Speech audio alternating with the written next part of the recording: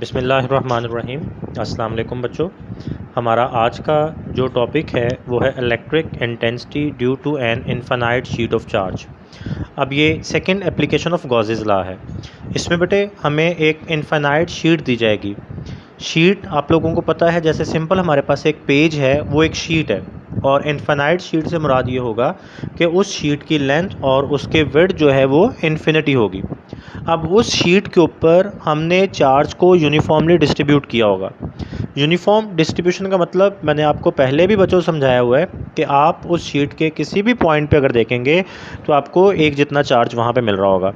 Let's suppose बेटे हम लोग कहते हैं कि हमने इस शीट के ऊपर पॉजिटिव चार्ज को यूनिफॉर्मली डिस्ट्रीब्यूट किया हुआ है। अब उस शीट के करीब कहीं करके हम कोई एक पॉइंट कंसिडर करेंगे, तो और फिर उस पॉइंट के ऊपर हमने इलेक्ट्रिक इंटेंसिटी फाइंड आउट करनी है। और वो इलेक्ट्रिक इंटेंसिटी फाइंड आउट करने के लिए हमने बच्चों क्या करना है, गॉसेस लॉ को अप्लाई करना है। अब मैंने आपसे स्टार्ट में बेटे कहा कि हमें इन्फिनिट एक्सटेंट की यानी इन्फिनिटी लेंथ और इन्फिनिटी विड्थ वाली जो शीट है वो दी जाएगी।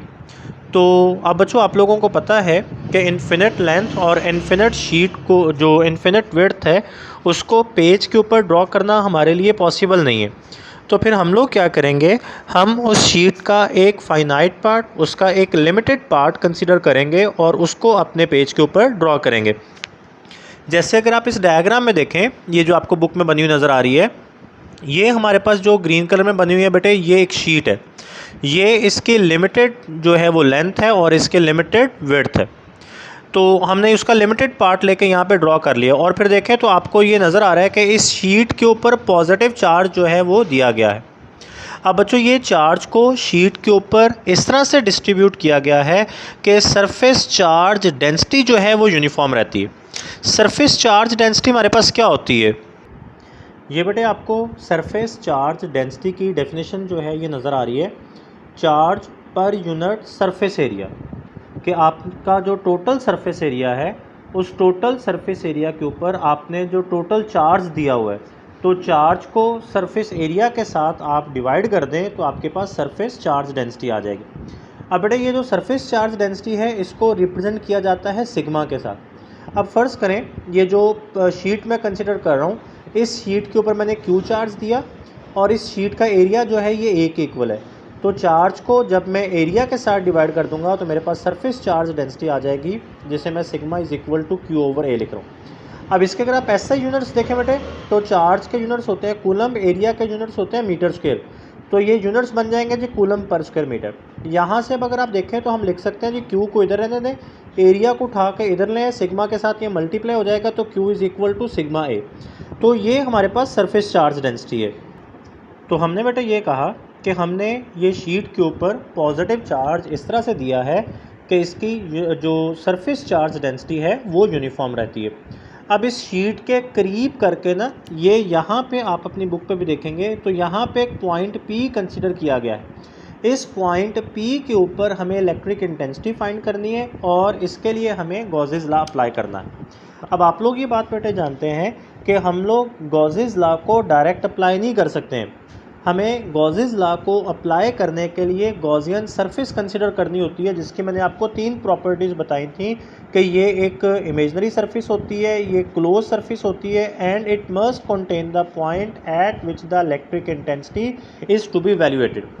अब यहाँ पे हम लोग जो गॉसियन सरफेस कंसीडर करेंगे that will be in the shape of a cylinder.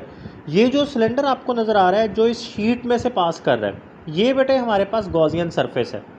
अब ये गॉसियन सरफेस इस तरह से कंसीडर की जाती है या इस तरह से बनाई जाती है, ये जैसे आपको मेरा पेन भी नज़र आ रहा है, ये इसकी शेप है गॉसियन सरफेस की। ये एक सिलेंडर की शेप है, तो इस बार गॉसियन सरफेस एक सिलेंडर की शेप में बनाएगी। अब ये जो गॉसियन सरफेस है बेटे, इसके ये वाले जो 2 एंड्स हैं ये कहलाते हैं flat and faces. Flat and faces, flat का मतलब कि ये फ्लैट होंगे इस तरह से, और एंड फेसेस का मतलब कि यहाँ पे उसका जो वो गॉसियन सरफेस है एंड हो रही है। और ये जो इसका पार्ट आपको नज़र आ रहा है ये हमारे पास कहलाता है बेटा इसकी कर्व्ड वॉल्स। मैं इसकी एक शेप आपको बना के दिखाता हूँ जी कि हमारे पास ये शीट और ये गॉसियन सरफेस जो है ये कैसे बन रही है। यहाँ पे ये चीज़ नोट कीजिएगा कि गॉसियन सरफेस इस शीट में से गुजर रही है। ये मैं इसकी शेप बेटे आपको बना के दिखा रहा हूँ। ये बेटा देखिएगा, ये मैंने आपके लिए बनाया है जी, जो इसकी सेकंड एप्लीकेशन है।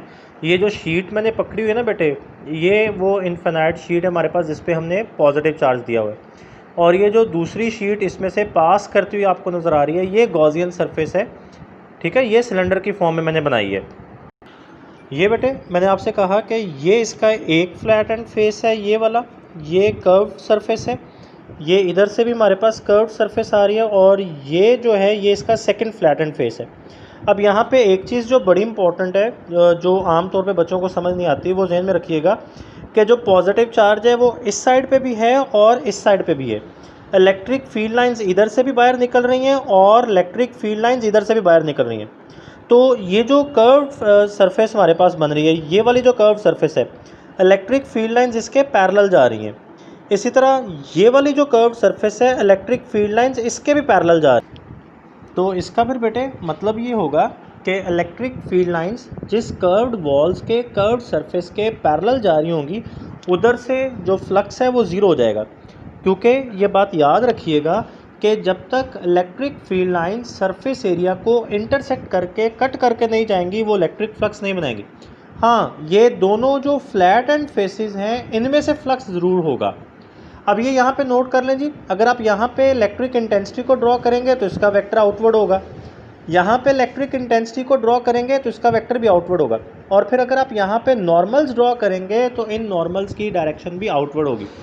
तो इसका मतलब ये हुआ बच्चों कि फ्लैट एंड फेसिस के ऊपर इलेक्ट्रिक इंटेंसिटी और वेक्टर एरिया सेम डायरेक्शन में आ जाएंगे, जैसे कि मैं आपको अपनी डायग्राम में दिखा रहा हूँ। ये बेटे देखें, मैंने एक डायग्राम बनाई है जो मैं अब आपको दिखा रहा हूँ, जो मैं आपसे बात कर रहा था कि इलेक्ट्रिक इंटेंसिटी और वेक्टर एरिया दोनों सेम डायरेक्शन में आ रहे होंगे।